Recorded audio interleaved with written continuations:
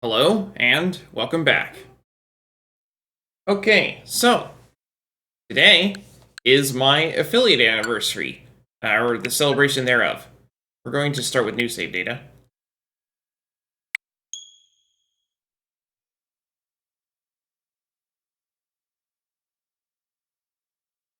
I am doing, so, by poll, Vampire Survivors was selected. But I'm going to do more polls while I'm playing this game.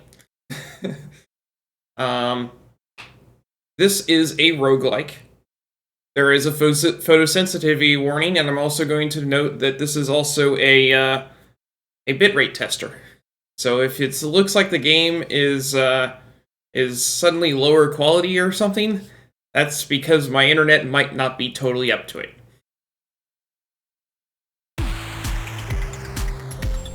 Because this is a pixel graphics game that makes very good use of the number of pixels on the screen. Alright, so, when you first see it, you've got Start, Online, I'm not doing Online.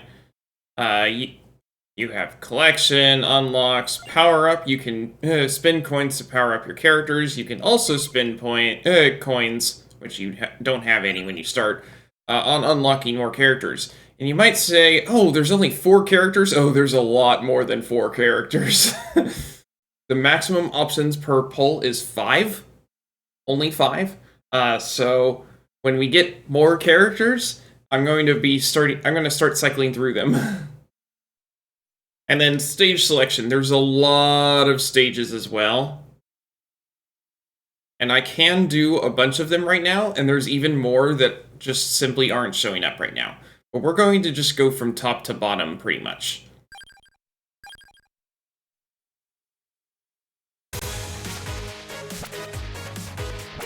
So, the way this game plays is that your attacks are automatic. They are on a cooldown, and they just go off when the cooldown ends.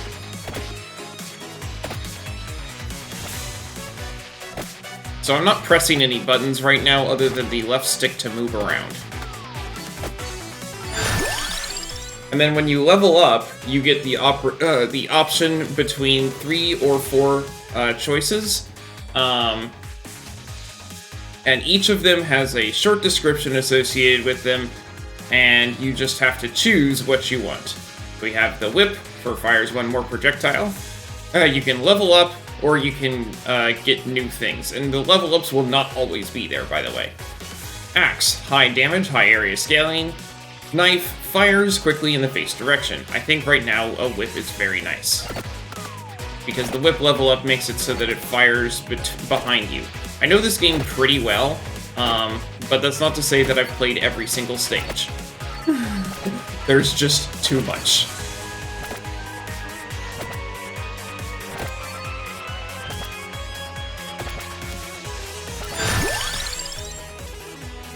Alright. Now we have the magic wand fires at the nearest enemy. I really like the magic wand, so we're gonna go with that.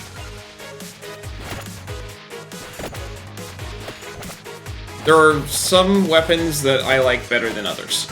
And so, each round, we're going to more or less do what my favored setup is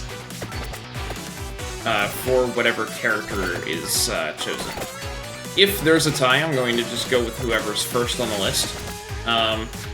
And since we'll be cycling through, then that doesn't mean that I'm going to be doing the same person every time. But at the start, it might be.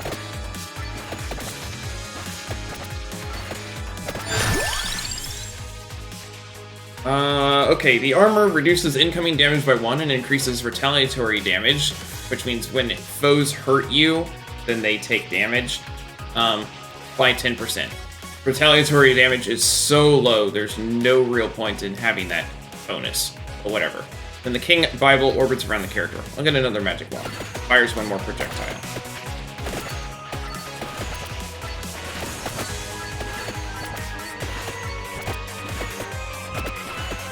When you see an enemy with a blue outline like that bat has, that means it's a boss enemy. It has a lot more health than others, but when you kill it, you get a treasure. Treasures are very important, because they give you They give you bonus things. Let's see. So we've got Santa Water, generates damaging zones. Spinach raises inflicted damage by 10%. Or Axe, high damage, high areas scaling. I'll take the Axe. But it gives you bonus coins, which is very, very important. And it also gives you a bonus level without raising the level of your character. Magic Wand, cooldown reduced by 0.2 seconds. More whip. I'm going to focus on upgrading things rather than acquiring new things. Base damage up 5. These torches that you see around the place are important. They drop coins, but more often they will drop health. Well, no, not more often. But you can see the chicken. There you go.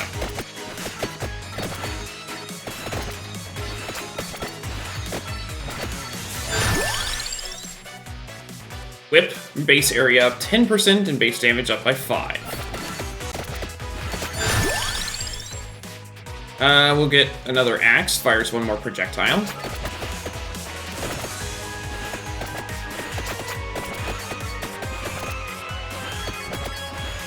It's important to note these gems that fall on the floor just stay there. They don't ever go away until you pick them up. So you can just head back to a previous area and they will be there.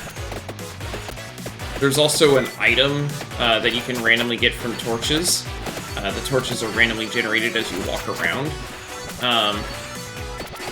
And it will pull in all of the stuff that's on the ground. Magic Wand will fire one more projectile.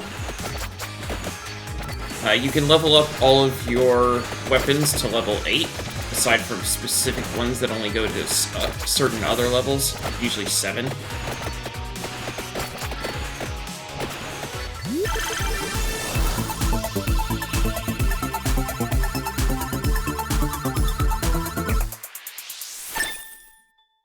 With the Magic Wand level up, base damage up 10.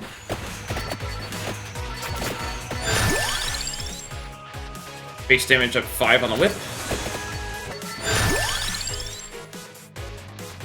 Base area up by 10% and base damage up 5 on the whip.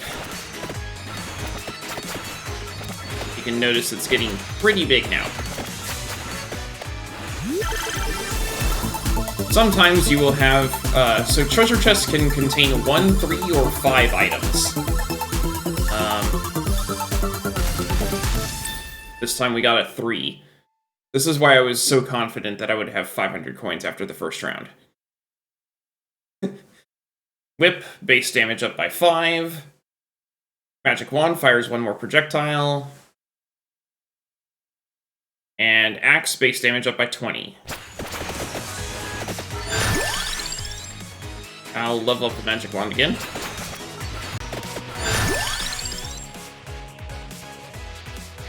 We'll get the whip up to level 8 with base damage up 5. We won't be seeing any more upgrades for the whip. The way this game works is it will just, every minute, more things will spawn. And they will be harder. And it goes up till 30 minutes. At 30 minutes, the game just ends. There are special exceptions to that, but generally speaking, at 30 minutes, the game just ends. We'll get Axe. Got more health there. Cool. So that's what I mean when I say completed stages. It's stages where I got to the end of the time limit.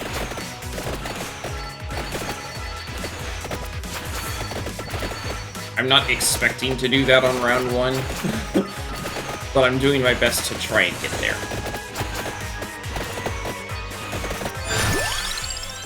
Now I have to choose something. Let's see.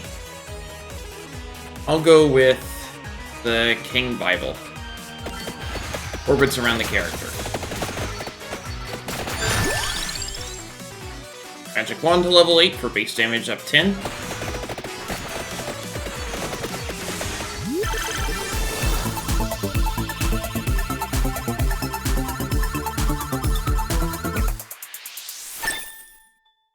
King Bible level 2. Fires one more projectile. When you level up a weapon, it will fire immediately, regardless of where it is in the cooldown, and the cooldown will start anew. Axe fires one more projectile. It's around 9 to 10 minutes where it starts getting really hard.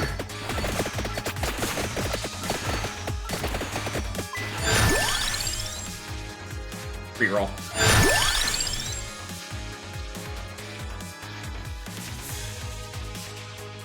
Axe. This game came out a few years ago. I've really enjoyed it. It's also a huge time suck. So, I've had to force myself to stop playing it.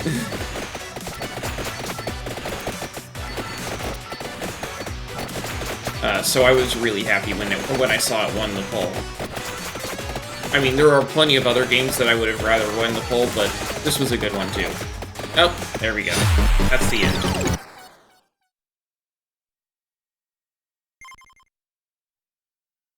We got an achievement. We reached level 5, reached level 10. I survived 1 minute with a character. Survived 10 minutes with a character. I got the magic wand to level 7. And I destroyed 20 light sources.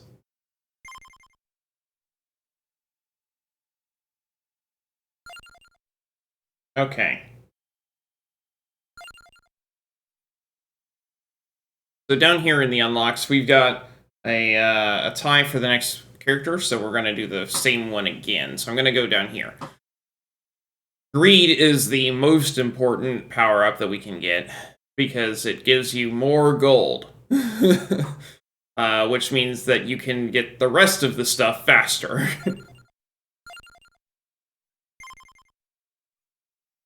Refunding is free, so you want to always use as many coins as you have. There are important things on here, so let's see. We'll get the magnet. Increases the item pickup range. Back to Antonio. And we're still doing the first stage. Hello, I'm Dragon Rider Luke. I'm a Christian streamer, and I'm always up for a friendly chat about my faith. I also think that it's important that people read or hear the Word of God frequently, so the next 5 minutes or so will be a chapter from the Bible. 1 Kings 16. And the word of the Lord came to Jehu son of Hanani against Baasha, saying, Since I exalted you out of the dust and made you leader over my people Israel, and you have walked in the way of Jeroboam and have made my people Israel to sin, provoking me to anger with their sins, behold, I will utterly sweep away Baasha and his house, and I will make your house like the house of Jeroboam the son of Nebat. Anyone belonging to Baasha who dies in the city, the dog shall eat, and anyone of his who dies in the fields, the birds of the heavens shall eat. Now the rest of the acts of Baasha and what he did, and his might, are they not written in the book of the Chronicles of the Kings of Israel? And Baasha slept with his fathers and was buried at Tirzah, and Elah his son reigned in his place. Moreover, the word of the Lord came by the prophet Jehu to the son of Hanani against Baasha and his house, both because of all the evil that he did in the sight of the Lord, provoking him to anger with the work of his hands, and being like the house of Jeroboam, and also because he destroyed it.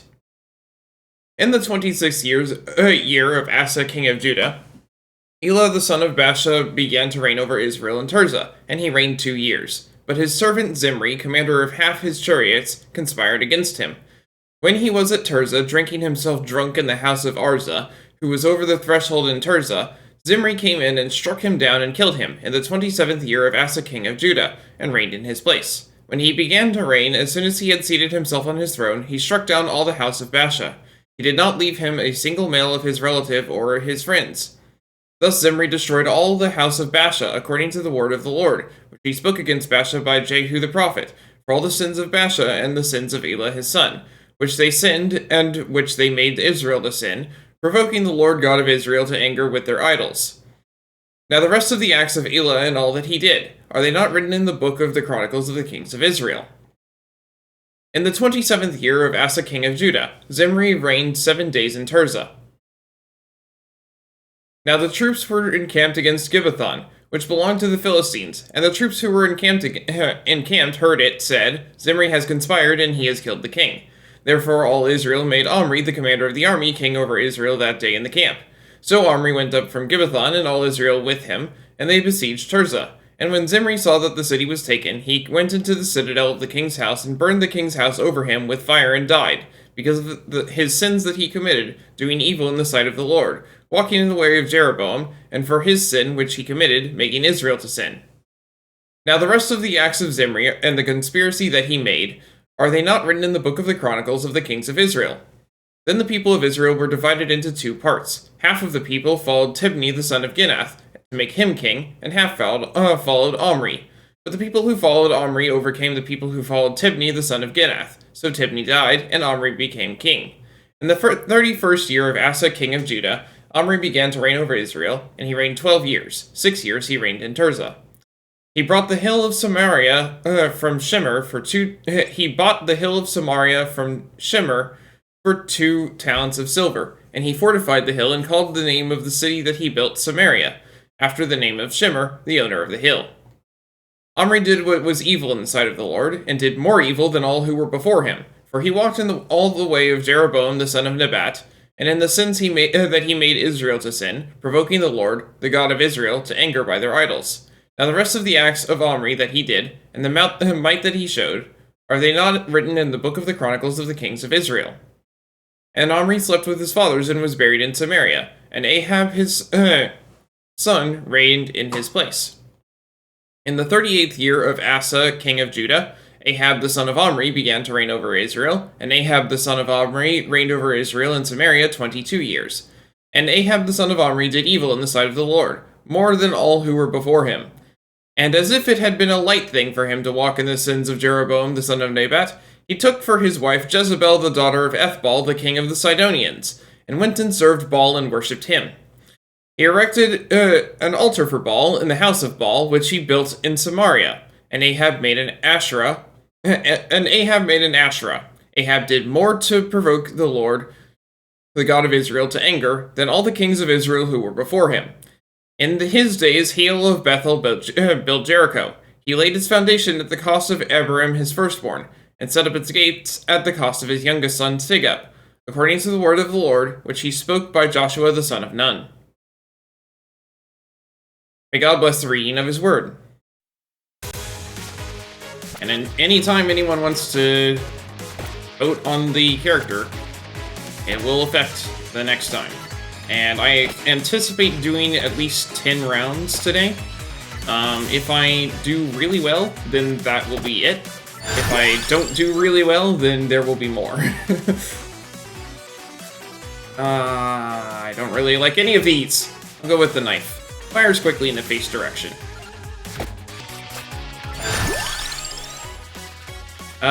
Since I've already got the knife, I'm not gonna get the magic wand. Knife fires 1 more projectile.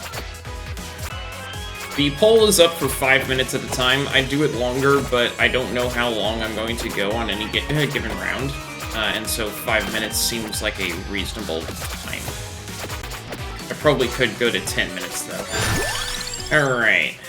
Knife level 3 fires 1 more projectile and base damage up by 5. Absolutely do not want the peach one. We'll do another whip. The reason for not getting the peach one is because there's a special case for that that we won't unlock for quite some time.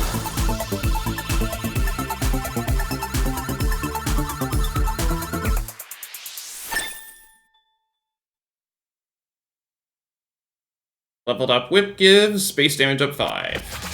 Like, the peach one is not a terrible thing. Okay.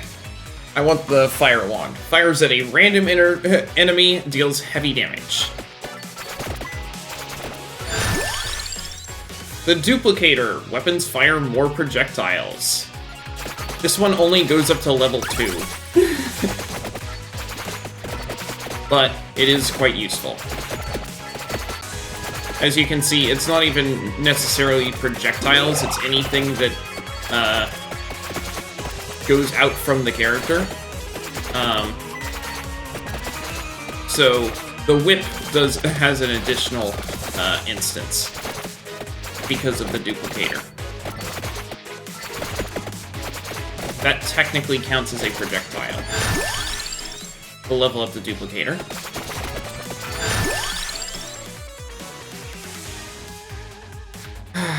I'll take the magic wand. Okay, given that it's only about 2 to 3 minutes in the game for me to hit 5 minutes in real time, I'm gonna go ahead and change that out to 10 minutes on the full. Because the game pauses every time this comes up, obviously. Get another whip. Yeah, the only reason why I was reluctant to play this game is because it is a bitrate tester. I have pretty decent internet, thanks to Verizon Fios. It's not the most reliable internet ever, but generally speaking, it's pretty fast and reliable. I don't have constant troubles, put it that way. Fire Wand, base damage up 10 and base speed up 20%.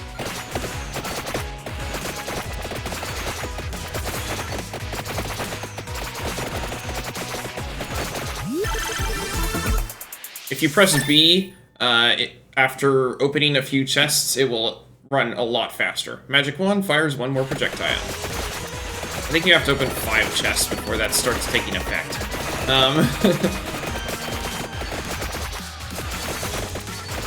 Before then, you just have to sit through the whole thing.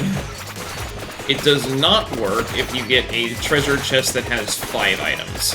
It simply never works for that. But that's a special animation, so I don't feel too bad about that. It's just a really long animation. Another axe level. Or, sorry, whip level. Another whip level. I want to level up, most of all I want to level up the Fire Wand right now. That's my priority. And if I do really well with it, you'll see why I want to do that. But we'll find out.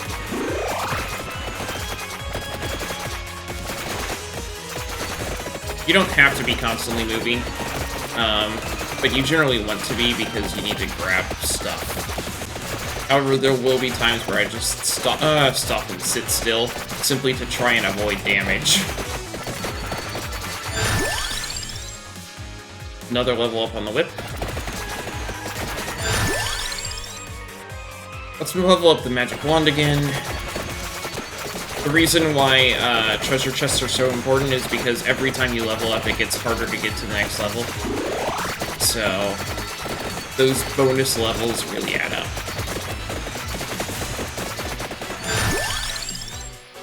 Another level on the knife.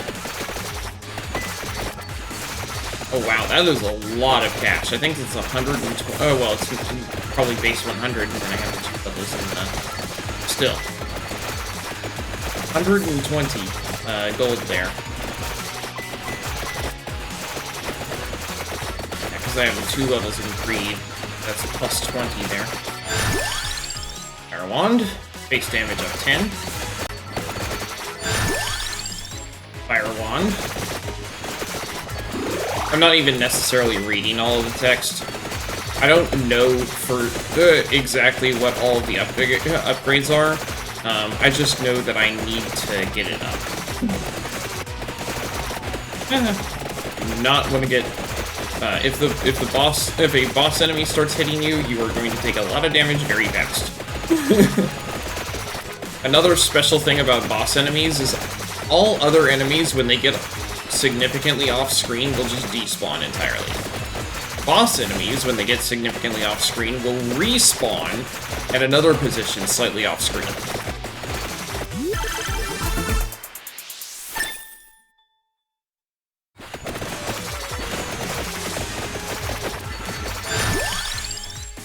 Hollow Heart! Yes, I want that. Augments max health by 20%. That's important for a reason other than just the max health up.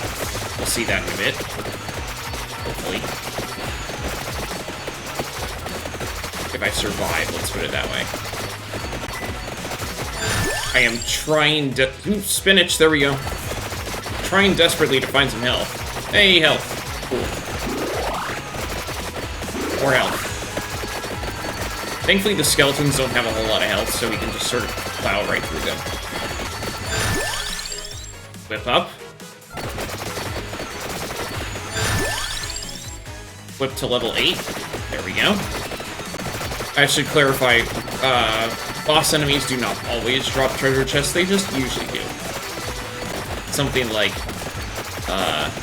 well, it's most of them. There are special ones that do not. Let's put it that way. It's not a chance, it's just designated.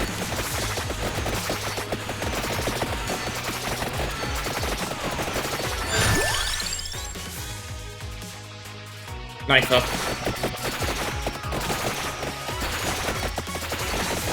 At this point, I am looking mostly for a treasure chest. That is the most important thing for me, other than health. But new boss enemies will only spawn at the start of a new minute. Ooh, that's helpful. And there's something better than health. This particular item just sort of ends up being a screen clear. Because it just sprays high damage right in front of you. Oh, there's a boss enemy. Cool. And lots of really tough ones. Can I survive? Please, please, please.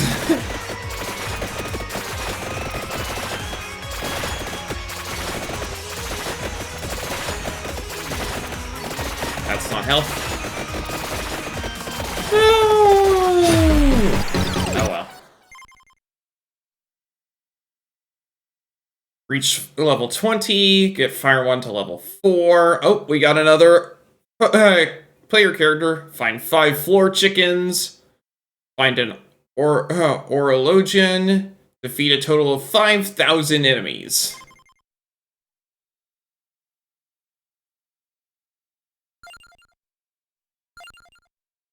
And now you can see the full list of characters. So we unlocked Arca. And, well, let's put it this way. There's 4 characters per row, and there is 1, 2, 3, 4, 5, 6, 7, 8, 9, 10, 11, 12, 13, 14, 15, 16, 17, 18, 19, 20, 21, 22, 23 rows.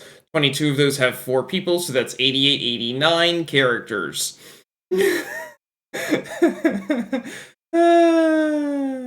Okay, then. And we unlocked the next stage, the Inlaid Library. The okay, so the Mad Forest, once a thriving haven, now a dumping ground for evil. A vampire is said to be the root of this evil, but we can only find mayhem and roast chicken.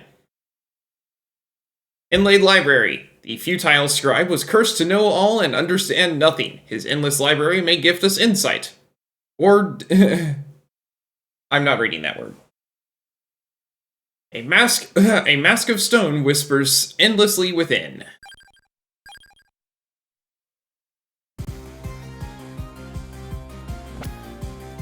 Our task at this point, from now on, we will have a green, from this stage onward, we will have a green gem just sitting on the floor occasionally, and that will just give us a level up immediately. I'll get another whip. Our task is to go to the green arrow, which gives us a relic. Relics are extremely important, and so you want to get every single one of those that you can. I'll take the axe. Playing this game is no big deal. Playing it and streaming it probably is. I hope that all of my equipment is up to it. Like, for the Switch, this is a really lightweight game. But for the But I'm also sticking all of this stuff onto my graphics card, and okay, I want the fire wand. My graphics card has to take some brunt, and then I also have to upload it all and everything. This is a huge test of your computer.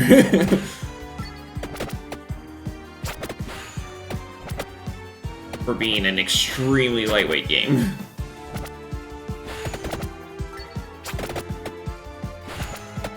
It's also a very cheap game. If you want to play it for yourself, it's like $12 for the game itself, and then another, if you want to get all the DLC, and there's 5 packs, I think the total is $10. Alright, we got the Grim Grimoire. Permanently allows to peek at discovered weapon evolutions and unions from the pause menu. Weapon evolutions are why I've been going for certain combos of things. Unfortunately, I haven't gotten any weapon evolutions because I've been really unlucky on the actual rolls. Basically, weapon evolutions are extremely powerful, and so you want to get them. Make another axe.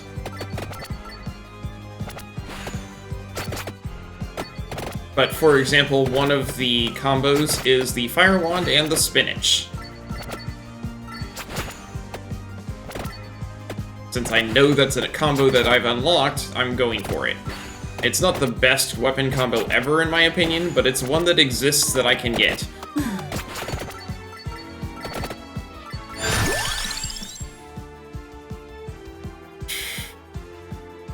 I know I can get the duplicator and its combo, which is the lightning ring. I just unlocked the lightning ring. So.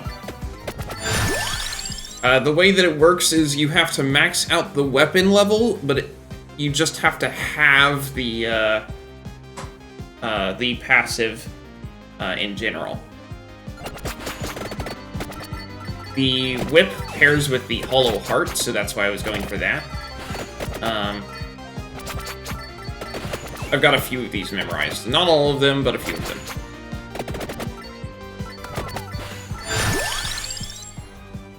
We go. Oh, take another axe level. Trying to get at that treasure chest, but there's stuff in the way. Level 4 axe passes through 2 more enemies. There's the lightning ring. The lightning ring strikes random foes. Fire wand.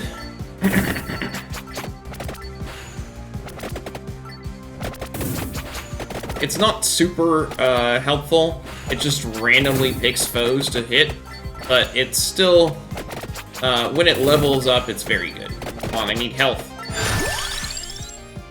You cannot evolve the Laurel and Clock Lancet for quite some time. They're very helpful passives, but they do count as weapons. And you can only have 6 weapons at a time. There is no discarding them, so you just sort of have to stick with whatever your choices end up being. There's the Hollow Heart. Lightning ring.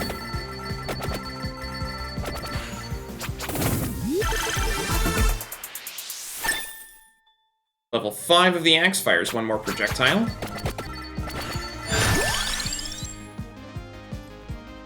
Base damage up 5 on the whip. Here we go. The Empty Tome reduces weapon cooldown by 8%. The Empty Tome is always useful. And here's the best part, it pairs with the magic wand. There are passives that you can find in most stages. And so, it's nice to go exploring. On this level in particular, it's very easy because there's only so far that you can actually go. Now that I've got the Empty Tome, I want to make my way to the right.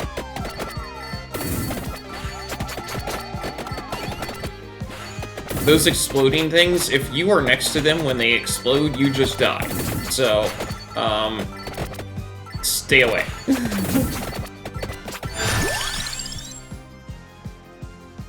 I'll level up the duplicator. Lightning ring up. You might see that's a base area up, because it starts to do splash damage. It may be randomly picking out foes, but it does splash damage around them, which is very nice. Whip.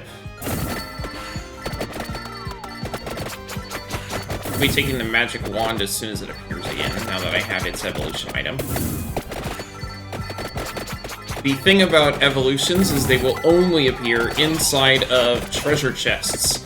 So it's important that if you want the evolution, you pick up treasure chests.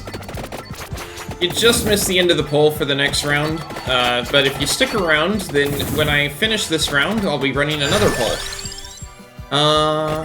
Base damage up 5 on the whip. Now we're prepped for an evolution. But yeah, every round I'm running a poll on who I'm going to be playing as next, so... you're on a trip. Okay. Yeah, you have to have good internet to try playing this game on stream, but for the actual downloading the game and stuff, it's very cheap. It is a very cheap game. It is very fun, in my opinion.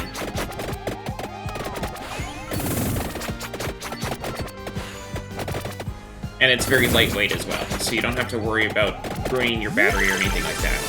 Now I have all of the stuff for an evolution, and so an evolution is extremely likely. We have the Bloody Tear. Evolved Whip can deal critical damage and absorb HP.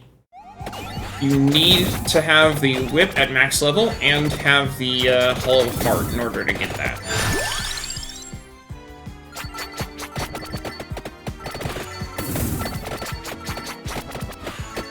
So now I heal passively while it's doing damage.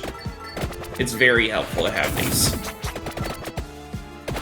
And the more of these evolutions you get, the less likely you are to die. So it's very helpful. And the easier your time gets. So you wanna get as many evolutions as you can. And so that's why I pick my stuff very carefully.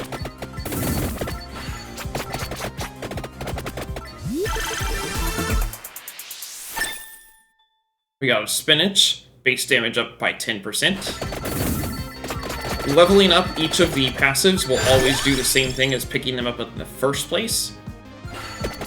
They don't have special differences as they level up like the weapons do. Axe. Found boss enemy. Let's just sit here for a second. It's not like I'm taking any damage, I can't heal.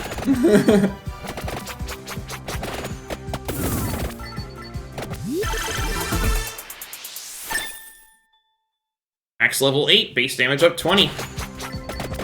Unfortunately, I don't have its paired passive yet, so... And I'm not certain it's unlocked, either. Because I haven't seen it at all. Its paired passive is excellent, so that's why I keep picking it up, but unfortunately I haven't seen it.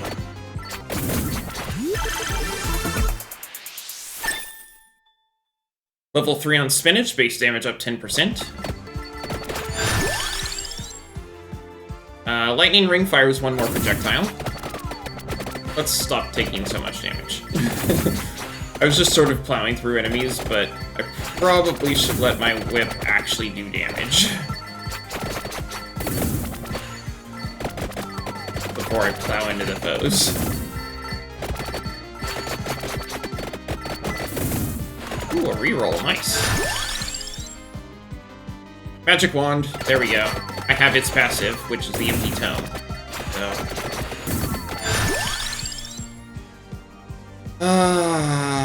Reroll. Look at the Fire Wand.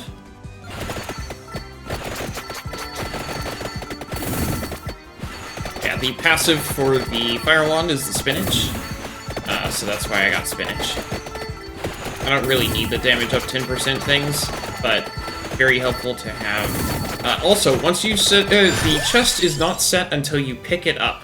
I'm gonna keep running around in a circle here and try to level up the Fire Wand and or Lightning Ring.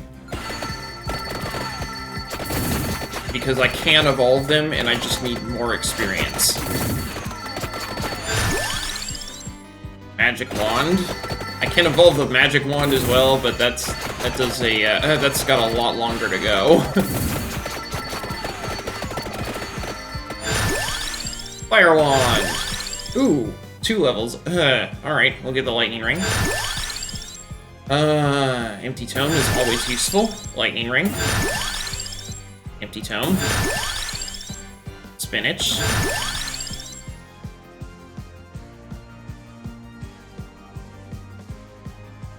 Crown. Crown gives more experience. It's not that useful, but it's still nice to have, I guess. What do I evolve? Okay, we evolve the Fire. Hellfire is the evolved Fire Wand. It passes through enemies. Lightning Ring. Spinach. Empty Tome. Another treasure chest, nice. I'm still looking for that level up on the Lightning Ring. There's Lightning Ring.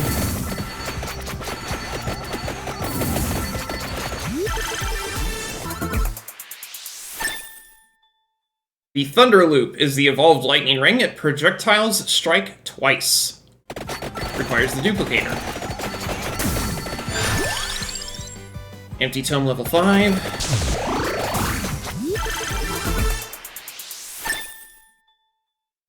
Crown. XP gain up another 8%.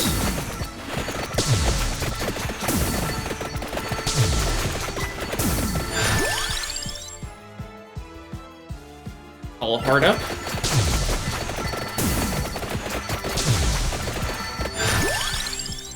Magic Wand.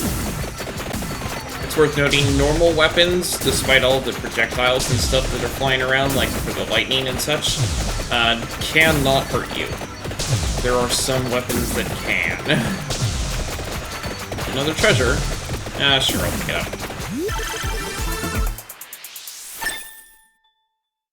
Magic Wand level 4 fires another projectile. Here we go. That's why I was walking all the way over here. We got the Stone Mask. Character earns 10% more gold coins. And now I will walk left, because I have a lot of stuff on the ground over here. Hollow Heart. Passives can no longer appear because we've filled up on that, so only weapons will show up, and level ups.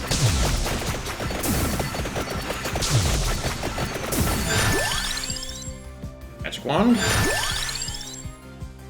Stone Mask.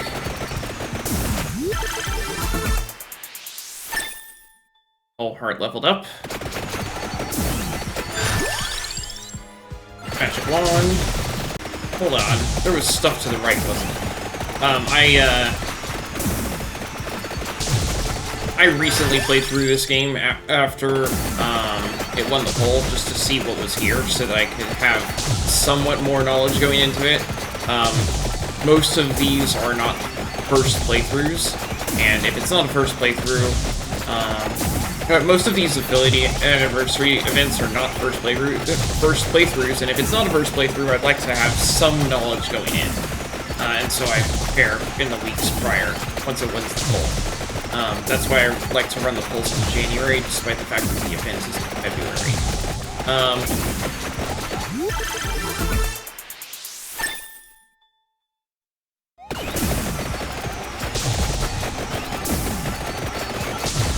And there's a thing all the way to the right.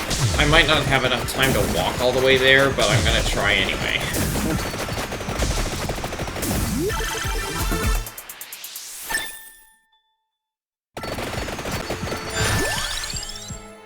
Magic Wand. Now I can evolve that. The evolution of the projectile stuff like Magic Wand and Knife and things like that is fairly predictable. It's not like the others.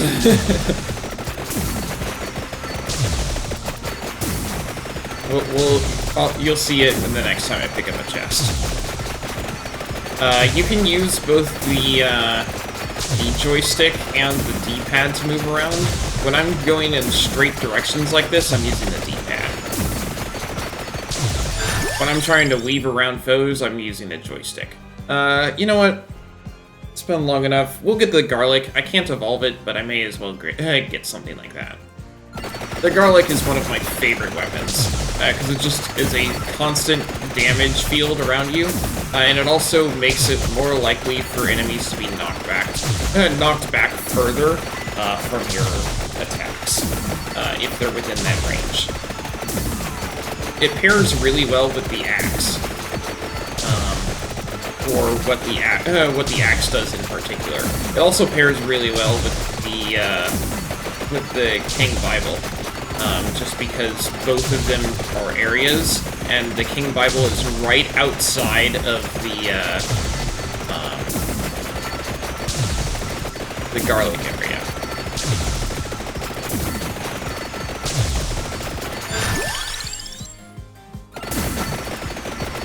Especially after level 2.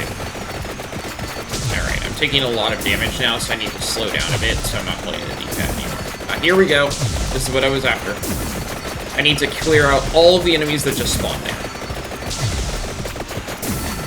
But I have a decent weapon set for it, so... And done! Now I have to touch the thing in the middle.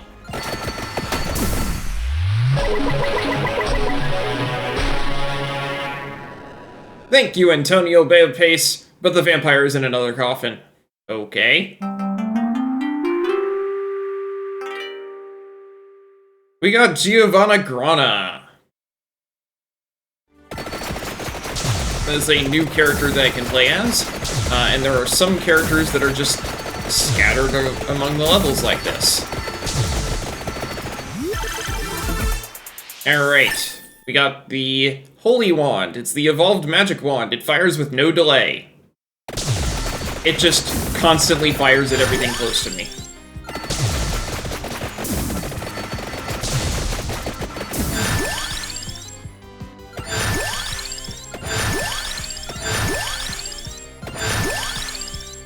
Now we're low enough on things that I cannot keep going with 4 things every round. Alright, stone mask, and we're done! I can just get a big coin bag, or a floor chicken, every level up. Big coin bag adds 25 to your gold coins total, and floor chicken restores 30 health points. Eventually, with enough levels up like this, it'll say, hey, do you want to just do the coin bag every time? And then I'll say yes. There's level 80. Okay. I don't have to worry too much anymore. We're almost done. It'd be great if I could finish.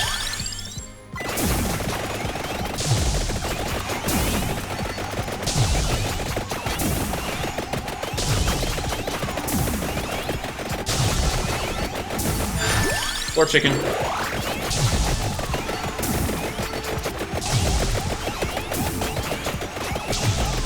Yeah, they're crowding me too much. I can't survive.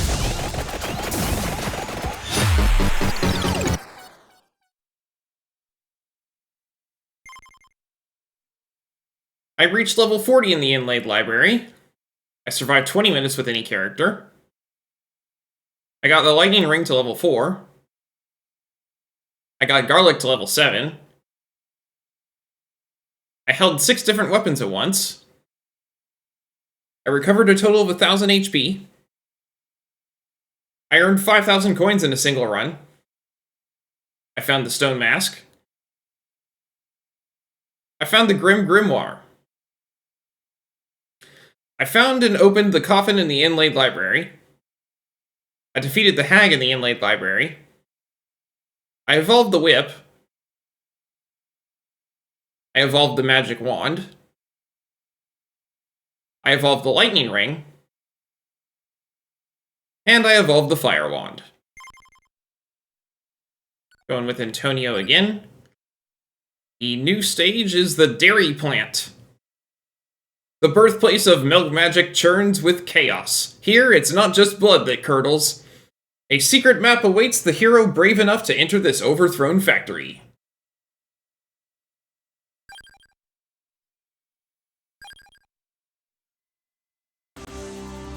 Okay, Shade.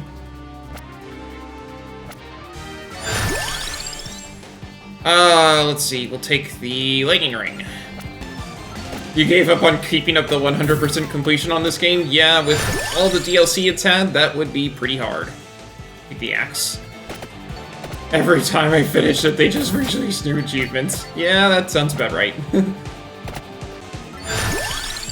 Get the duplicator. I'm sort of meandering down because it's more important to survive than to go straight for the objective.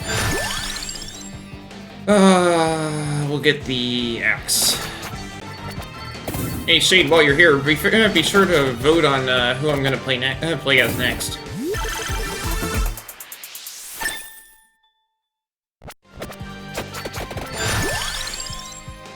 Duplicator up.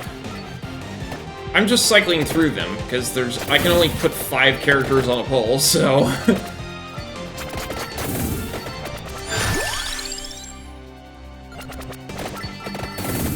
I mean, I did pretty well with Antonio last time, so. Let's see. I could take the crown because I know what pairs with it, but I also know that I don't like what pairs with it, so. Lightning Ring. We got the Milky Way map. Permanently enables the map in the pause menu. The map is, well, it could use some work, but it's still useful. Each one of those units on there is counting the edge until it repeats, because the geometry of each map repeats every so often. I want to hit that blue item that you can see there on the map. Those can drop randomly from these things, but from the torches and such, but they're also in set locations on this map in particular. There we go. It will pull everything that has dropped to you.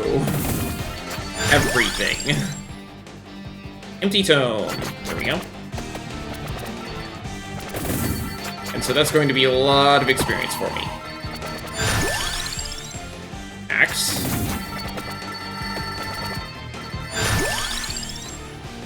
Whip.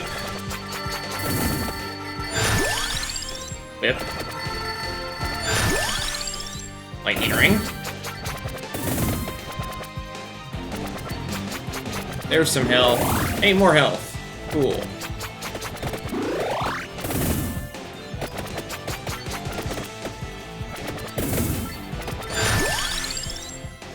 Empty tome.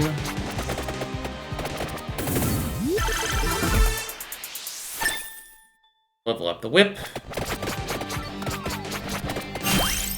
We got the Ars Gouda. It permanently allows access to the list of defeated enemies from the main menu. Okay, I want to go to the right. The candelabra door, that's on the ground over there, is the level up for the axe. Is the evolution item for the axe. There we go! That'll make things much better.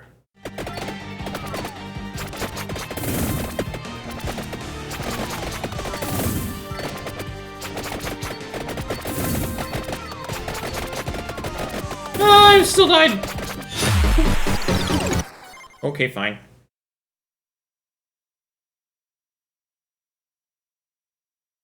So the 3 unlocks, they cycle through.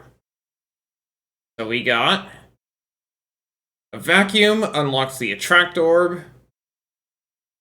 Milky Way map unlocks the pause menu map, and Ars Gouda unlocks the Bestiary.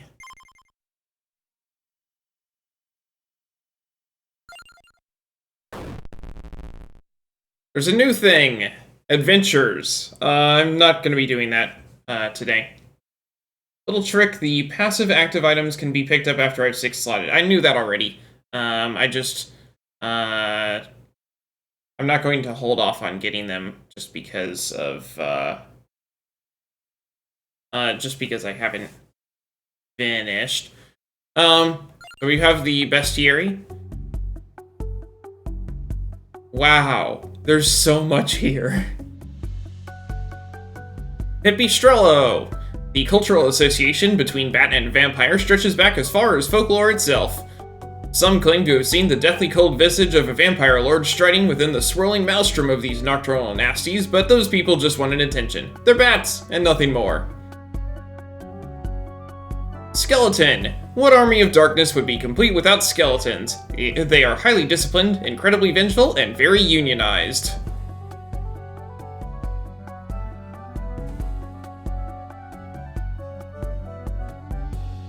Zombie. Why simply work the small folk to death? Work them beyond it. This, the Cardinal's necromancers laughed as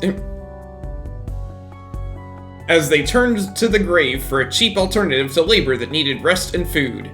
Sadly for them, while their new workforce slept not, feeding was a whole other matter. Mudman. The Mudman of the Mad Forest were once ordinary villagers, but cultural disagreements over whether it was acceptable to cover oneself in mud and beat passing heroes to death led them to found their own society. A society where it's acceptable to cover oneself in mud and beat passing heroes to death. Flower Wall. Said to have first sprouted during a total eclipse of the sun, these blighted blooms appear when they are least needed, which is to say they appear all the time. Ghost. A pure fabrication, the idle fantasy of brains gripped with fever or boredom. There's simply no such thing as ghosts, and the mere suggestion is to be mocked as ridiculous. These particular apparitions are probably just a trick of the light. Tricks of the light that have hit points too. Werewolf. Said to have evolved from verminous creatures that flocked from a world trapped in time. Their lupine nature has been called into question, but if you ask for their opinion, they'll tear you to shreds with the most uncommon brutality. They must be sensitive about it. Dust Elemental. If knowledge is not known, it ceases to be knowledge. The Inlaid Library's swell of forbidden lore yearns to inscribe itself into an open mind. Left for decades with only dust for company, that lore made a home for itself. Fortunate are we that the Dust Elementals have no tongue to speak it. Lionhead. Some say these many-limbed beasts descended from a great lord of hell, whose domain is the healing arts and philosophy. A noble lineage claimed for what was clearly the result of some drunk necromancers and a sewing kit. Milk Elemental. Behold the blasphemy of lactomancy! These homogenized horrors were formulated to pulverize and pasteurize in the name of their intolerant milk mages. Any who've tried to cream them end up torn in half. And half! This entry has been condensed for those who prefer to skim. Sigra Rossi. There are works so incomprehensible in theme and meaning as to fracture the reader's very grasp of reality. Torn from the material world through sheer force of their disbelief in it, these scholarly fools are only one last thought away from volatile oblivion. Hag. Colder than their own teats, these matriarchs of magic love being ugly, terrifying crones. They genuinely can't get enough of it. The cackling, the cauldrons, the culling of young maidens, my pretty. If there's a stereotype you could attribute to hags and the hag-based lifestyle, these women live it without shame. Good for them. Nessafrito. The futile scribe's quest for truth ended with naught but babble and madness. Still, there are those that claim to see wisdom in his most erratic scrawlings.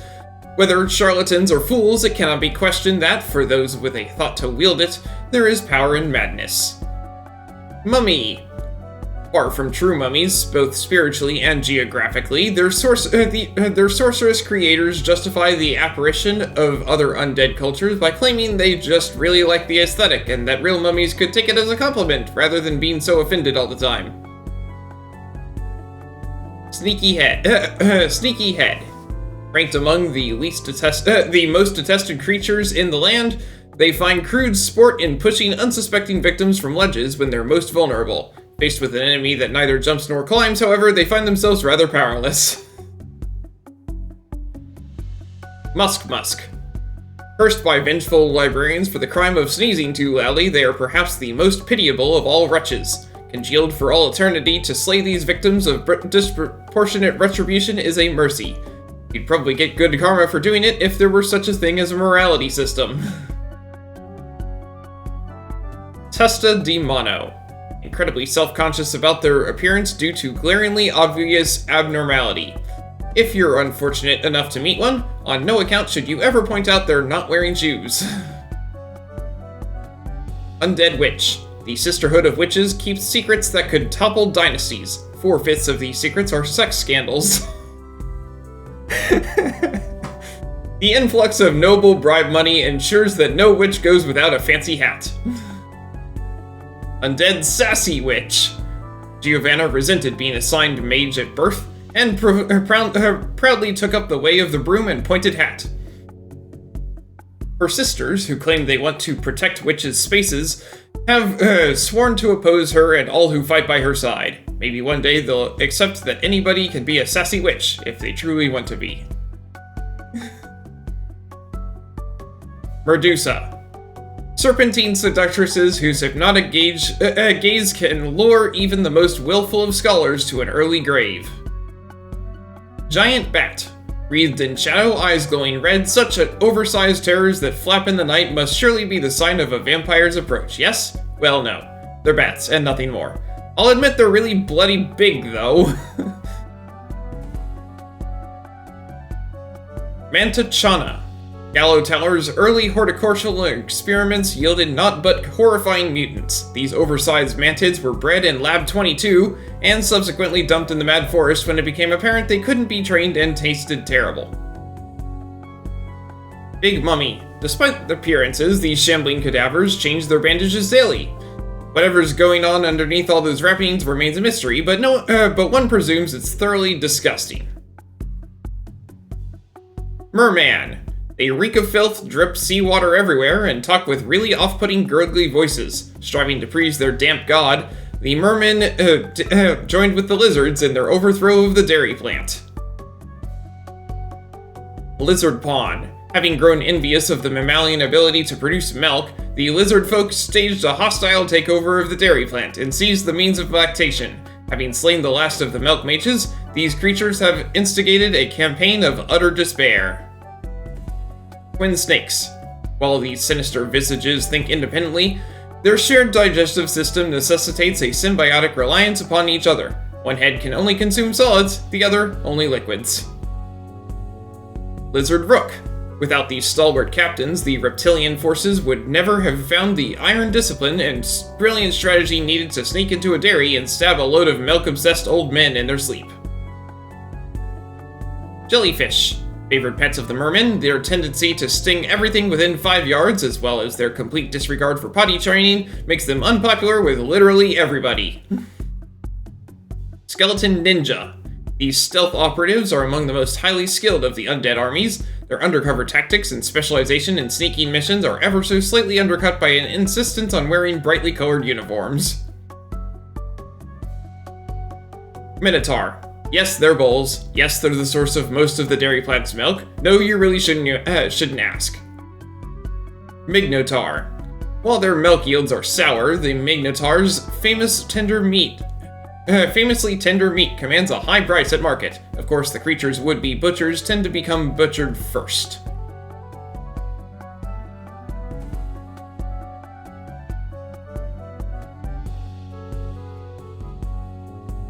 Skullone. Nobody knows where these massive laughing skulls first came from. Nobody stopped to ask, because they're massive laughing skulls and they eat horses. Alright, so I finished with those relics, so we're going to go to Gallo Tower. An edifice of science and sorcery where horror was made manifest in the name of progress. Its many artifacts and experiments may lead us to what we seek.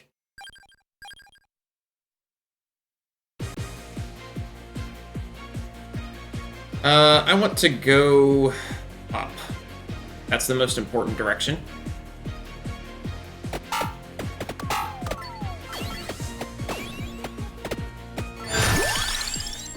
Poe has garlic.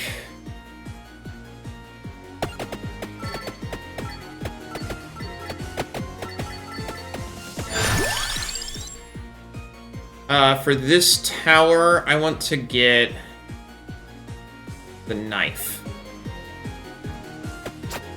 And I also want to get the Bible. Those are the most important items for this tower.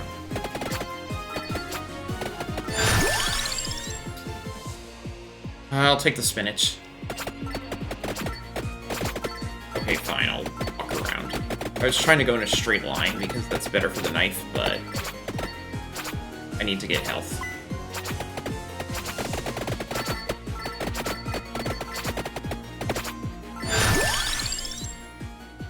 Knife. I don't have the ability to evolve garlic right now, but I still prefer to keep to one thing at a time if I can. We'll get the duplicator.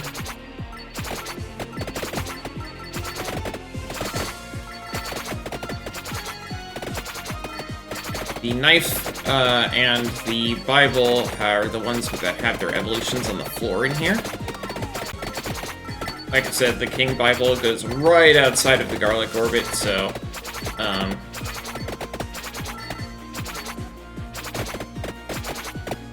it's a really nice combo.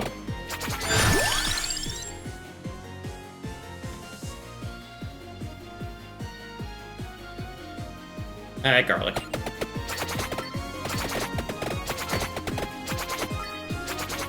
The Attract Orb increases the range for attracting items. It's very nice. It pairs with the Santa Water. I'm not too fond of that particular weapon, though. So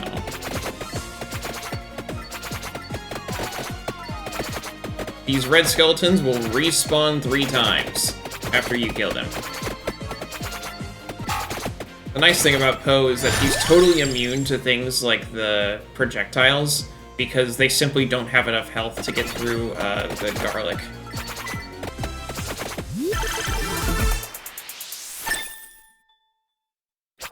Level up on the knife fires 1 more projectile. It does the exact same thing on the evolution as the magic wand. The bracer there is the evolution for the evolution item for the knife. The evolution item for the Holy Bible is, or for the King Bible, is all the way at the bottom. If you grab that bracer before you kill all of the things around it, then you will prompt them to just chase you until they all die. Or you die. That's not the case with the coffins. The coffins you simply cannot open until you've gotten all that stuff.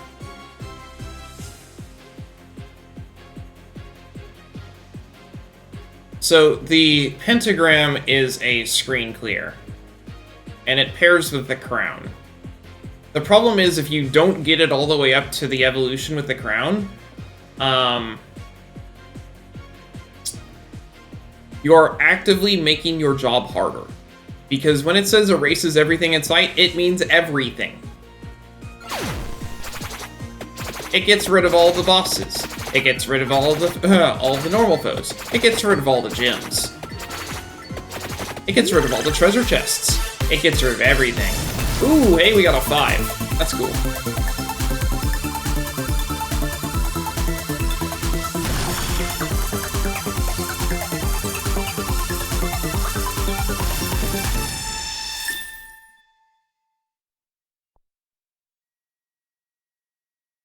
King Bible fires 1 more projectile.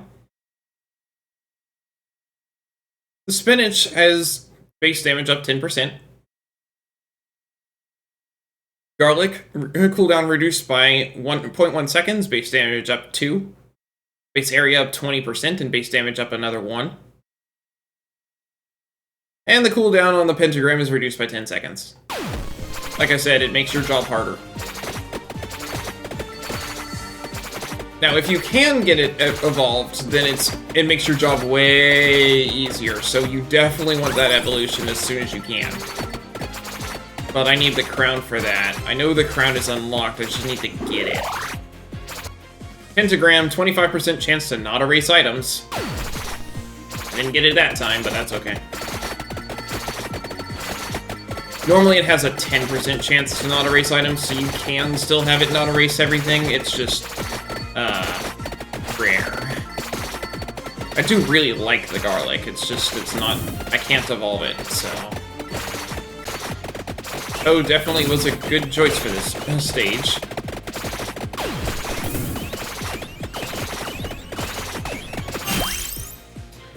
Randomazo! Enables the unlocking and activation of Arcanas. Extremely important.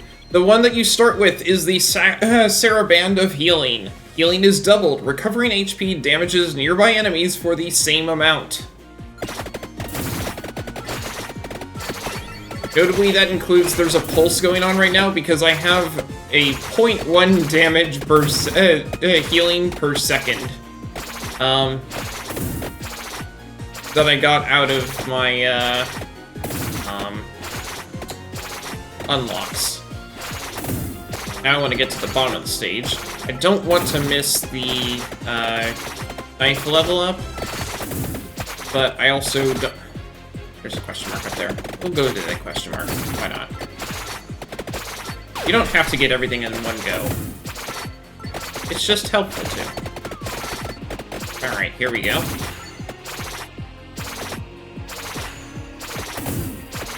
Here we go. So in here, we have a whole bunch of knight-type foes, and our task is to destroy all of them. It's not fast by any means, unless you have the pentagram, apparently. Good thing I had the pentagram. Thank you, Poe Racho, but the vampire is in another coffin. Okay.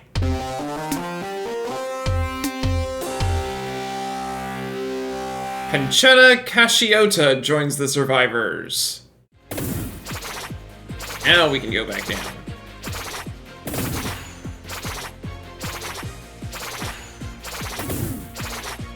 There we go.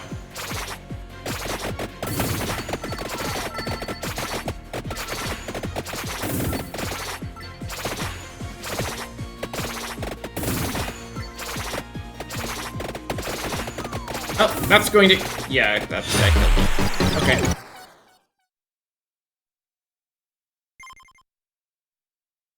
I found the randomazo.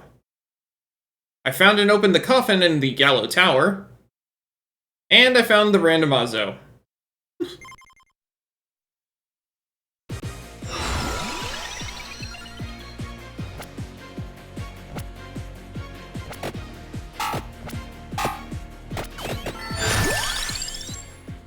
The King Bible.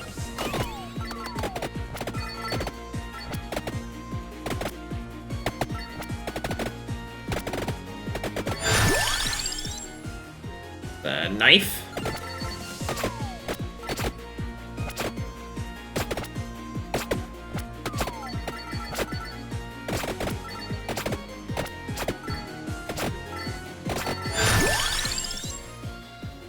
I'll take armor. I don't have access to the weapon that the armor evolves. That's okay. It's also important, you get 500 coins every time you evolve a new weapon, so it's important to evolve all of them, even if you don't particularly care for the one that pairs with it. There's the Santa Water. It pairs with the Tract Orb.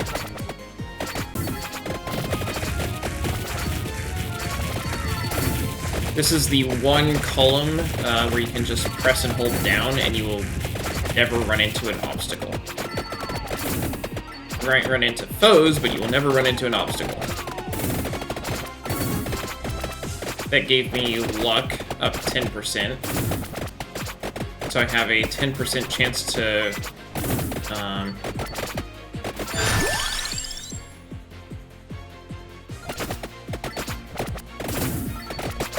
get a lucky level up, where I can see 4 options. Thankfully, the tails of those snake things don't hurt. It's only the heads. It's also only the heads that can actually take damage, but... by the way, those red designs that you can see on the floor, those are traps. If you step on them, then, well, enemies spawn. I know that looks like something good, but those are enemies. They explode if you come near. The Spellbinder increases the duration of weapon effects by 10%.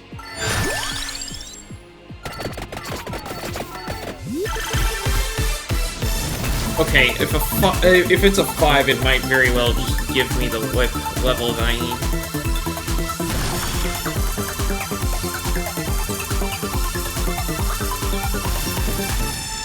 It did! Yay! Whip level 8. King Bible hit level 3. Spellbinder level 2. Santa Water level 4. And Lightning Ring level 3.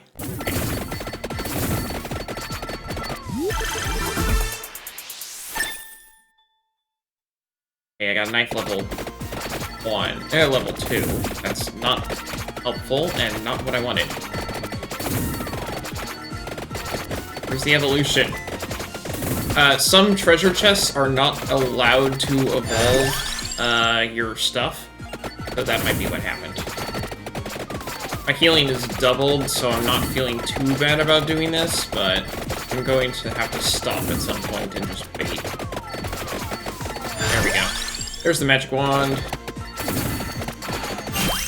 The Sorceress's Tears permanently allows speeding up time in the stage selection. Yes, I know. Shade, this is not my first time playing through this game.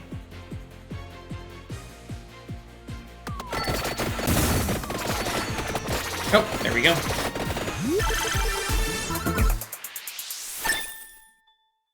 Unholy Vespers is the evolution of the King Bible. It never ends. Something interesting about the names of things in this game is that they are typically taken from the titles of music in Castlevania.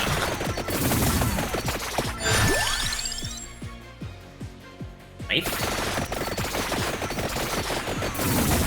For example, Unholy Vespers is actually just the name of a music piece in Castlevania. I don't know which Castlevania game, but it is from Castlevania. The folks writing the trivia section for the wiki for this game had their work cut out for them. It might hit the 30-minute mark. The closest I've gotten so far is 29:30. Increases projectile speed by 10%.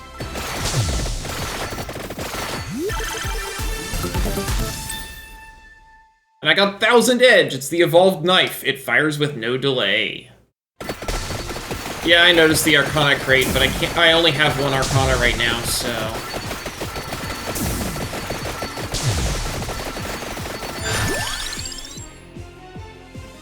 Spinach. Like, I only have one Arcana unlocked, so I can't actually get another Arcana out of that crate. Santa Water level 8.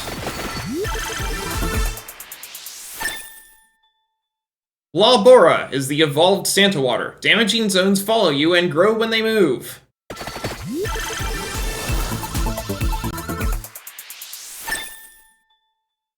I was just verifying that I didn't leave behind a vacuum or anything like that.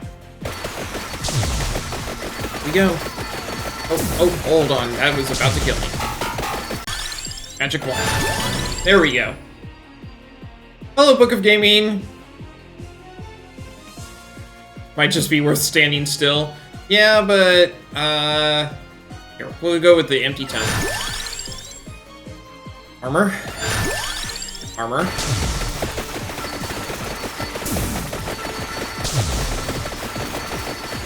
Here, I'm gonna go back down. Maybe I'll pick up some stuff on the way. The Attract Orb is helpful in that it helps, in that I can pick up things from further away, but with the 1000 edge, I want to have, I still want to be moving, so things firing faster is not exactly helpful for what I have in particular. They're already really fast. Oh yeah, you're right, it probably does. It's okay.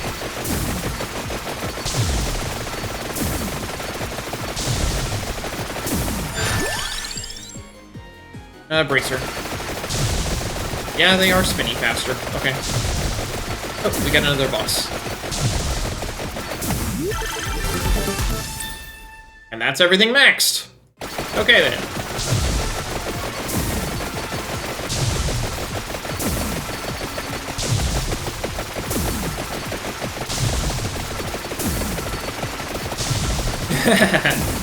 Yes, it did die very fast, but that's because everything I have is evolved. There it is.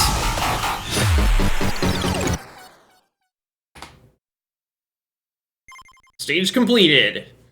I got the King Bible to level 4. I got the Santa Water to level 4. I held 6 different weapon evolutions at once. I got a little clover. I found a rosary. I found the Sorceress's Tears. I defeated the giant enemy crab in Gallo Tower. I reached level 50 with Antonio. I evolved the knife. I evolved the Santa Water. And I evolved the King Bible. Despite being an author, I've never had an imaginary friend. Alright, Porta Ladona has the Lightning Ring, and she has a permanent plus 30% area and starts with a temporary cooldown bonus. We finished with the Gallo Tower.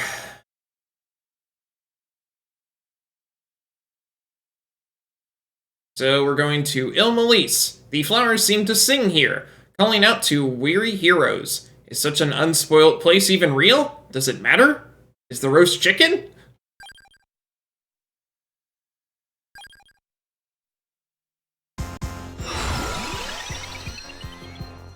Our bonus here, a beginning. Listed weapons get +1 amount. The character's main weapon and its evolution gain +3 amount instead. Oh wow. Yeah, we're gonna be taking that one. And there's the cooldown bonus in action.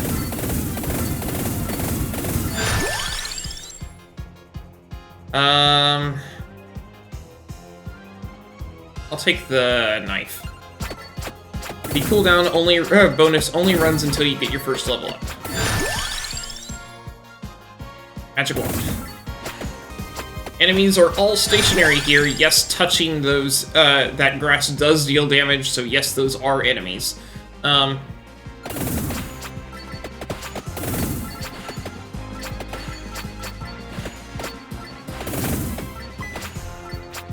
that does not make them any less of enemies. You just have to avoid the grass and grab everything that it drops. Since everything's stationary, you just sort of have to walk around to everything. There's nothing here, by the way. It's just a stage that's full of grass.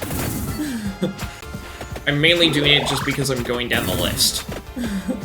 There's no real reason to ever come here, other than the achievements for lasting certain times on stages. I'm actually getting a little chilly. I'll have to put on my jacket after this next round. Bonus stages are unique in that they are shorter.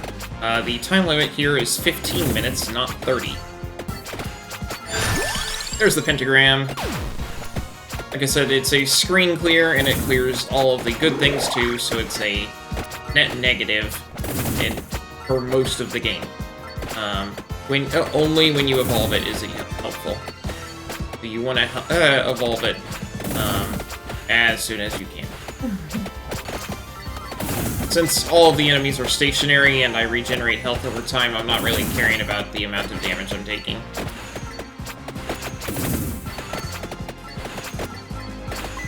It's not like I can't just sit still and wait for it to recover. It's a little silly to be freezing stationary things, but that's the thing you can do. The end result is just that you don't take damage walking through it.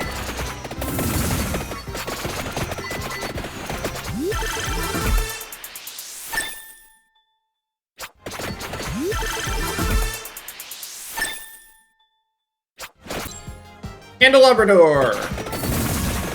That pairs with the axe. It's very helpful. So the axe and the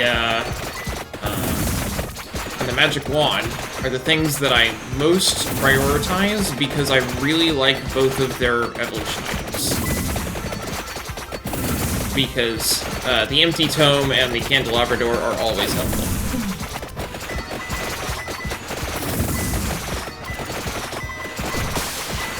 And there's the end. Stage completed. I survived 15 minutes in Molise and I got skip.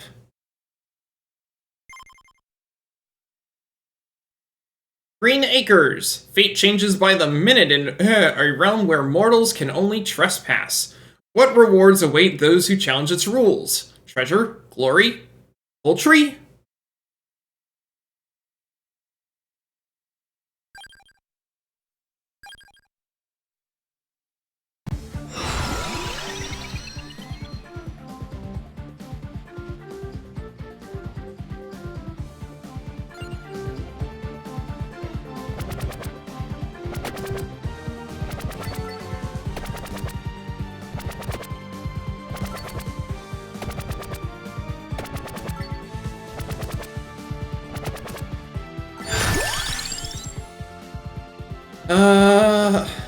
We'll take the cross. That's new. It aims at the nearest enemy.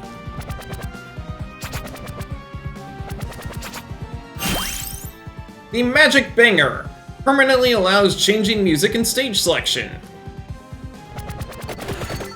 But yeah, you get bonuses for playing as different characters, you get bonuses for playing on different stages, and so on and so forth. So you definitely want to try things on this game. That's the only way to make progress, is to just try things and see what happens.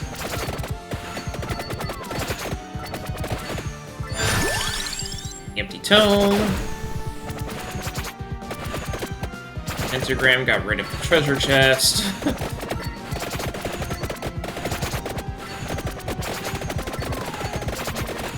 And I died.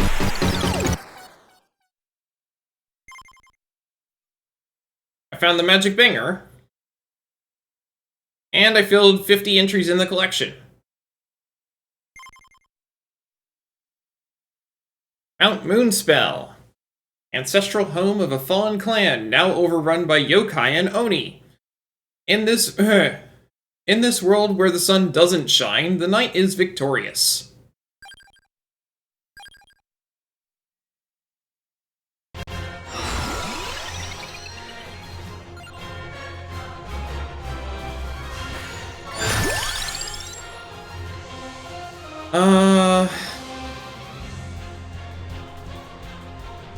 Get the magic wall.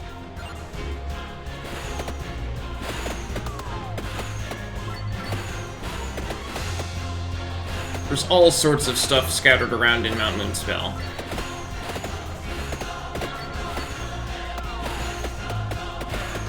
And really, I ought to just stick around in the basic area, in the start area, and get some levels. We'll get the lightning ring.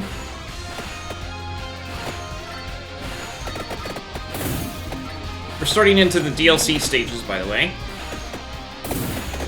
This one was part of the first DLC pack, which was free. The way the bonus stages work is that you should make a beeline for the relic on the map. I'll get the candelabra door now.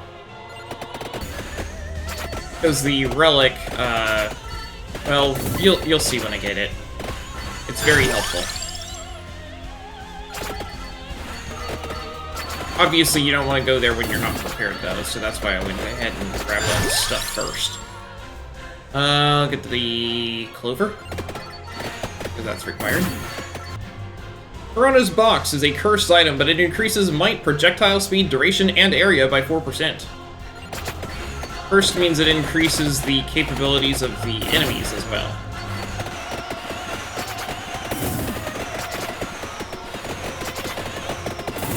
Well, that looks really familiar for people who play Pokemon.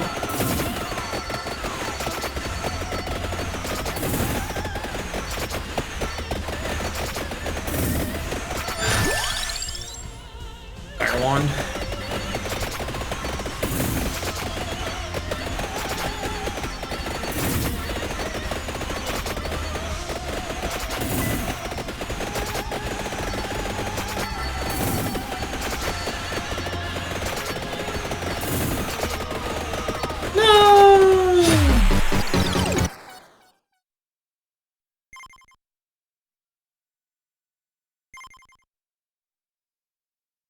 Lake Foscari, an enchanted forest stuffed with fey mysteries and mythological entities. The perfect place to have an average adventure with 0 complications.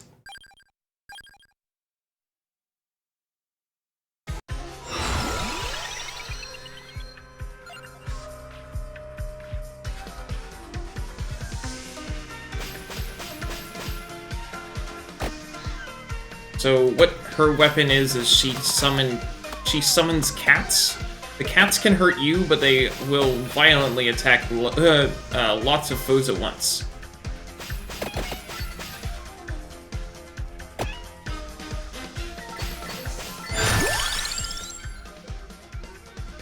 Here's the axe.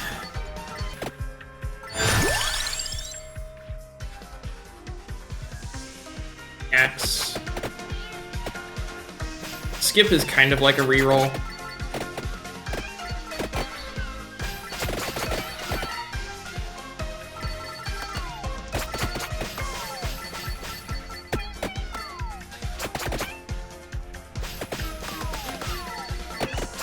I think I'm about to die. Well, that was fast.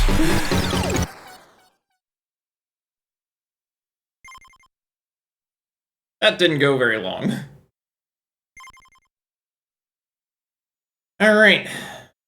Polus Replica. Summoned to a mysterious science station amongst the stars, survival is far from certain. Extraterrestrial evil and interdimensional duplicity lurk behind every space rock.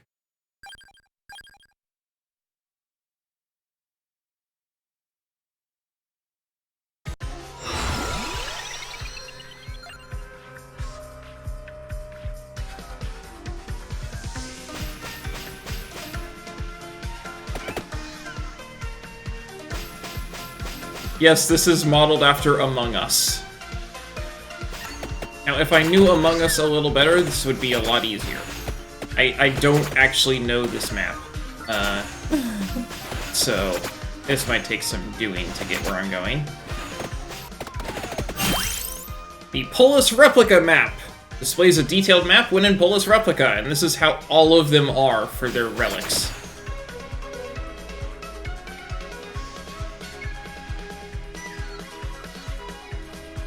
Looks like I've got a few things to go pick up. Mini Scientist. Might occasionally throw science at enemies.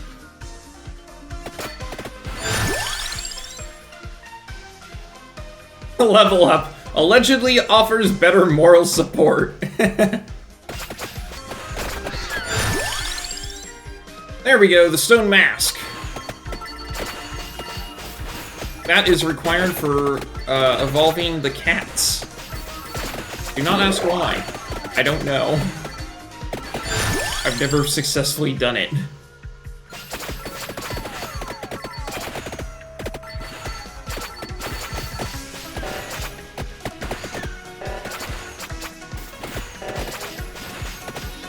shift the planet's tectonic plates? What? Okay. Let's get over there.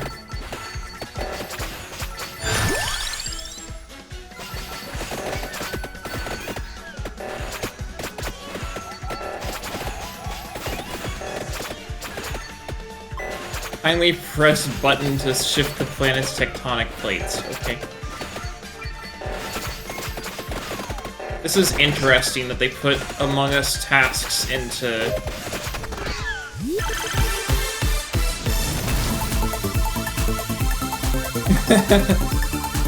Okay.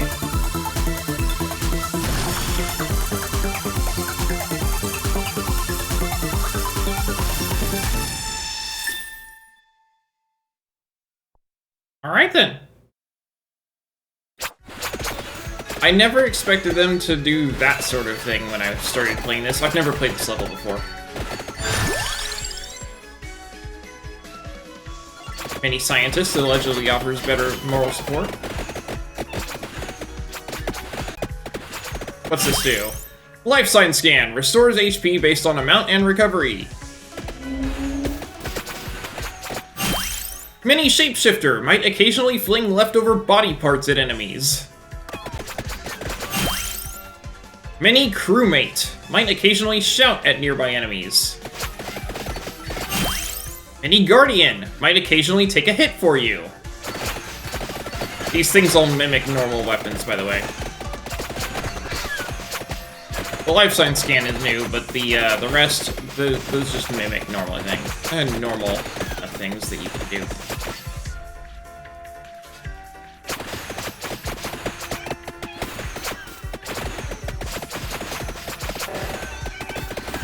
Oh, sensors detect a faint smell of vinegar from space. Please press the button to end the smell. Vicious hunger. Evolved Gaudiamari might turn anything into gold. Okay. Many imposter. Might occasionally stab enemies.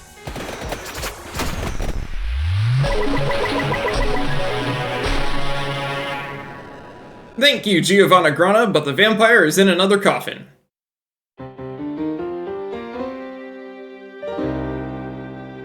Crewmate Dino joins the survivors.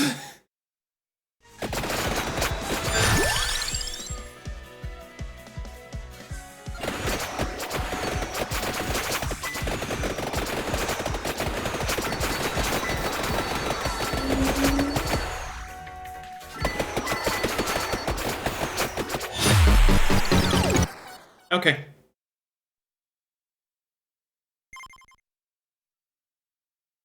Fill 60 entries in the collection. Evolve the Gaudiamari. Find the Polus replica map. And that's it. Why does it say 4? I only saw 3. Oh, find and open the coffin in Polus replica. Alright. Neo Galuga. Join Contraforce to run and gun across the relentlessly horizontal width of Galuga. From the jungle to Neo City and through the horrors lurking beyond. Let's survive determinedly.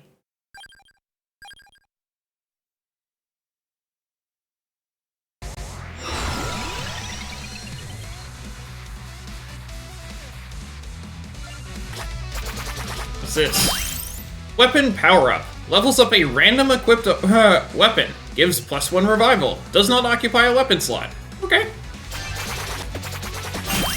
And there's the Neo Galuga map. It displays a detailed map when in Neo Galuga. There's a lot here. Let's head around and get everything that I've got. that I can find. I should note that the default answer for the poll, that is to say, if there's a tie or whatever, is no, I will continue on to Metroid Prime 3. That's not to say I will never play Vampire Survivors again. It just might not be right. It just won't be on Saturday. it'll have to wait for another event to come up, such as the affiliate anniversary. But I figured, hey, this is a long game, and it's but it's a roguelike, so if people want more of it, then I'll run a poll for it.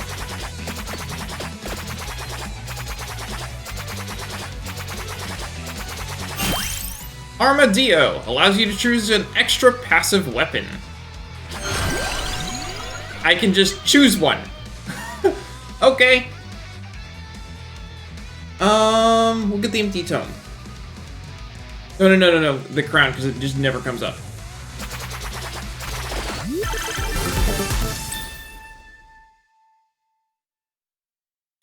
Alright, polls completed. That answers that question. I'll be doing Metroid Prime 3 on Saturday. I'm not complaining. I like both games that were on the poll.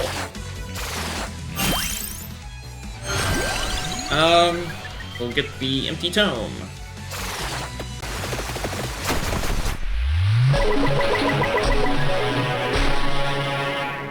Thank you, Gennaro Bellpace, but the vampire is in another coffin.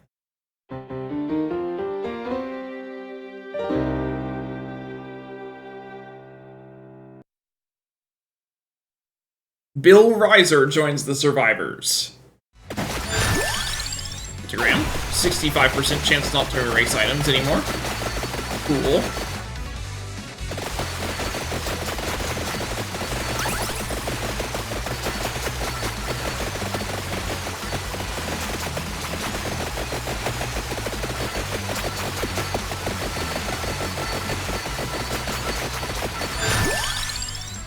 Pentagram level 8.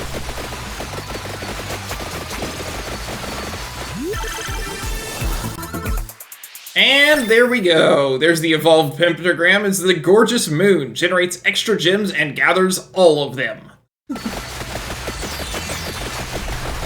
This thing makes it really fast to level up.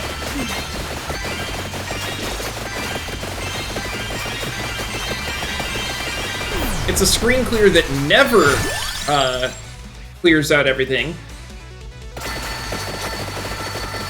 And also gathers everything.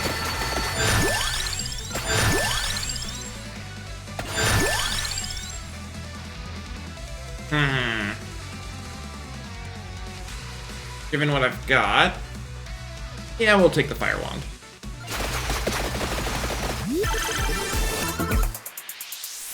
There's the evolved axe. It's the death spiral. It passes through enemies.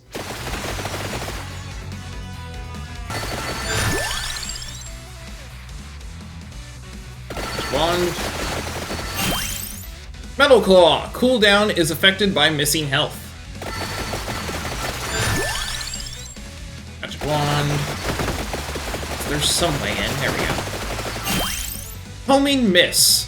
Fires exploding projectiles that home in on enemies.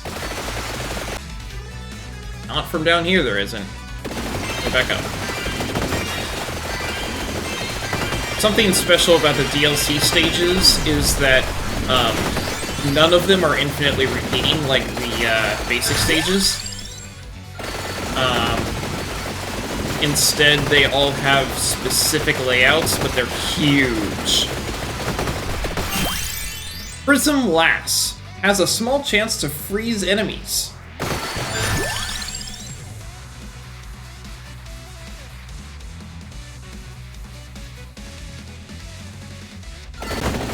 This game is a way of feeling like an arcade game, so pairing up with Contra only makes sense. A huge alien cyborg presence has been detected in the northeast of Neo City. Attack it aggressively.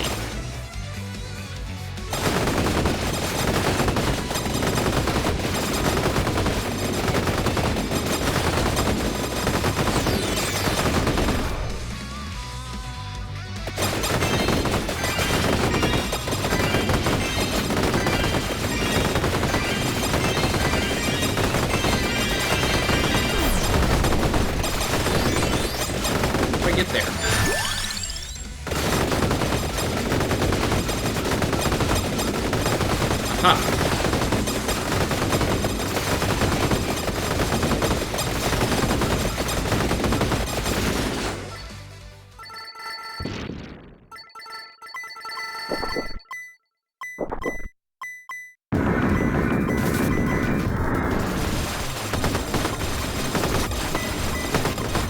I would say this is pretty aggressive.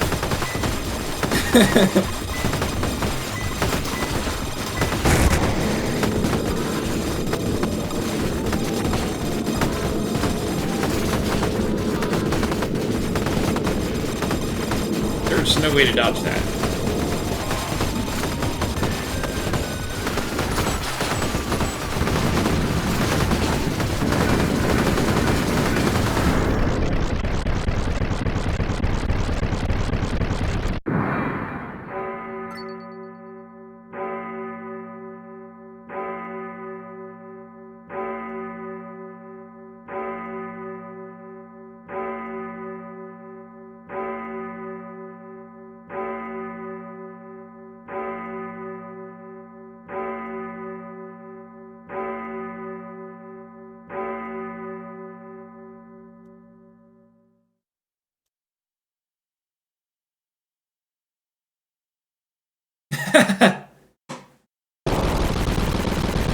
There's the white hand. Stage completed.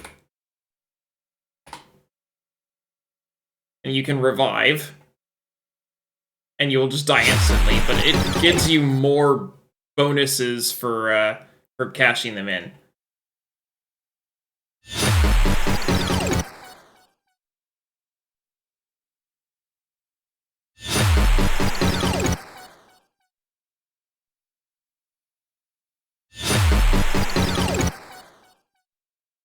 There we go, 1,500 bonus coins.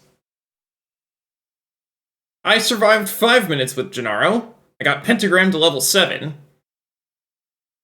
I found an Armadillo. I defeated a total of 100,000 enemies. I reached level 50 with Gennaro. I filled 70 entries in the collection. I evolved the axe. I evolved the pentagram. I found and opened the coffin in Neo Galuga. I found seven barriers. I defeated Big Fuzz in Neo Galuga. I defeated Taka in Neo Galuga. And I found the Neo Galuga map.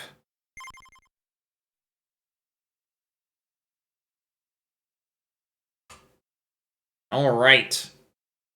So that'll be it for Vampire Survivors. So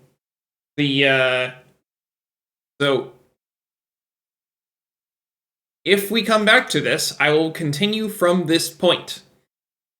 But that was for this was special for my affiliate anniversary. So it'll have to come back up in a similar in a similar event, whether that's the affiliate anniversary or I hit a sub goal or something like that. Because sub goals, every my setup for my sub goals is every 5 subs, I will have another something like this. Because it's meant to celebrate the fact that the fact that I have a community on Twitch. But anyway, for next time that I stream, I will be streaming Metroid Prime 3, because that's the next Metroid game in the series. I've only got 2 Metroid games left, and then I will have beaten every single Metroid game that currently exists. But at any rate, that's, well, I mean, other than Federation Force, but I don't have that game, and I don't have access to it. And I'm not paying $200 to have access to it. But at any rate, that's going to be all for today, so thanks for watching, and I hope to see you next time.